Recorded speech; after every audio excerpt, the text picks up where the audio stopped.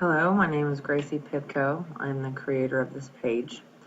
I just want to give a little bit of background, maybe be able to help someone from my story, a little bit of testimony. Definitely nothing close to everything that God's done for me, and it hasn't even been a complete year yet. Maybe a year. I was raised by my grandparents, so I kind of started out life kind of feeling a little left behind, maybe a little different. And at a very young age, about 13, I started trying to fill the void. At 13, started using drugs, and I started being active with boys. So I just started being very self-destructive from the beginning, but at that time I didn't realize that there was another force behind that. But the next few years, it just kept getting worse and worse. When I was 17, I had my first child. And then right after I turned 19, I had my second child. And I thought life started going pretty good. I lived on my own at the time with my boyfriend, and but I started using heavier drugs because from that time, from about 13 to 19, I only smoked pot, I guess that's what you call it. And but I started getting worse, getting more depressed. I didn't like my body. I didn't feel like anybody really loved me, even though looking back, I'm sure they did. I just started filling that void with anything that I could fill it with. And I was about 19. I was going to college, and I ended up leaving. I just got worse from there. I ended up losing custody of my two kids. And I just spiraled out of control. I mean, things got really bad. I started using all different kinds of drugs. And I was just going from guy to guy. I never really saw my kids very often. And then I had a third child in 2010. And that's when I kind of started realizing, because there was no one there to help her, like to take her. So, I mean, there was no one ready to jump up and say, hey, we need to take this kid. So I started straightening up, but it was a slow process. And then I got with the man that I'm married to now, who never lived that kind of lifestyle, not really, he wasn't that kind of person. And I tried to get clean. I got clean for a little while and just fell apart all over again. So when I left that time, I took my daughter, moved in to another town, and my drug use got the worst it had ever been. I started using IV drugs, and I was using crystal meth and heroin, everything I could get my hands on. And I really just got to the lowest of low. I mean, the devil really just took everything away from me. One day I saw a lady on the corner in Zanesville. I found out that she had been a prostitute there for 40 years, and I thought that was going to be me. Like that, I hadn't been to that point yet, but I thought that's where I'm going to go. Like this can't happen, And I could feel the pull of the Lord away from that kind of lifestyle. But I didn't know at the time that's what it was. So I called my now husband to come and get me. I said, I can't do this anymore. I can't live like this anymore. I don't want nothing to do with this kind of life. So he come to get me. And then I got clean, and I got visitation with my older kids.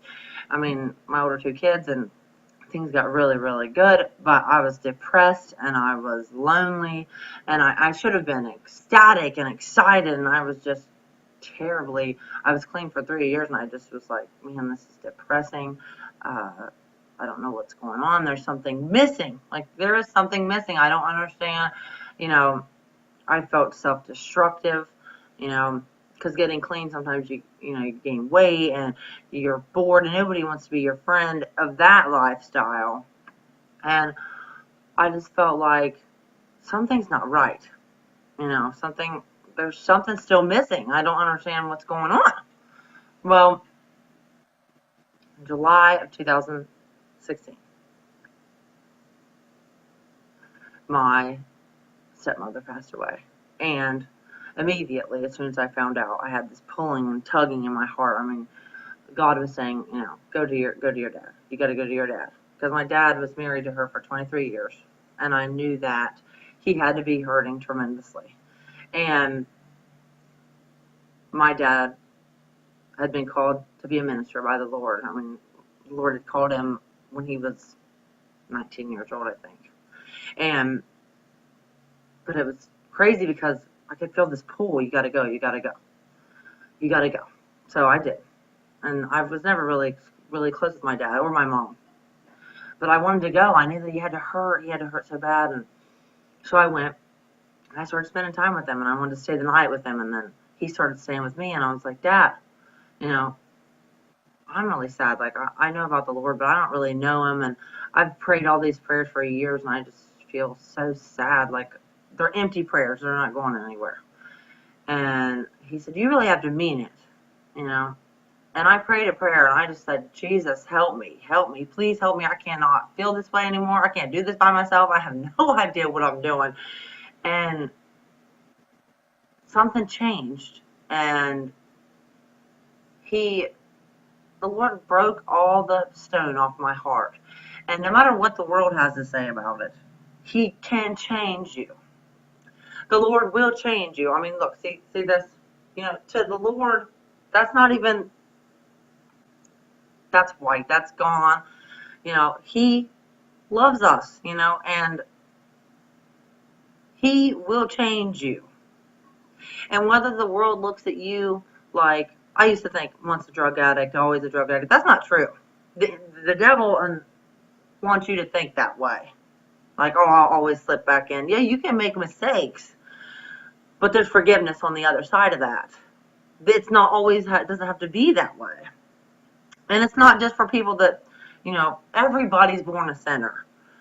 It's just the flesh is that way.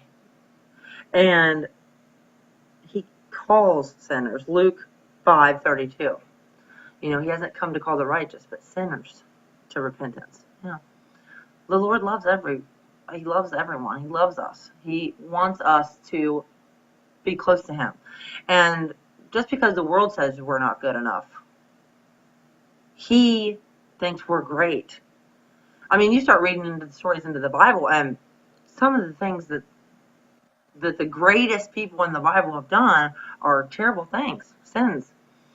And God's constantly there saying, come on, repent. Let's wash this. Let's do this over. Let's try again. And I'm just here to say that the Lord loves you. And once you come to him, you're a new creature. You're not this drug addict anymore. You're not, your mistakes are gone. 2 Corinthians 5:17, you are new. You are new. And I'm just here to say that the Lord wants you to come to him, and he loves you. And you can make that change. And it doesn't have to be an all-at-once change. And people make mistakes. And you will make mistakes until he comes back, but he's right there, holding you, loving you, making it easier. And life will not ever always, I mean, it will not be easy. Bad things still happen. But you have someone that you go to that can comfort you beyond anything else in this world. I just wanted you to know that today. I wanted you to know a little bit about me and hopefully help someone. Have a blessed day.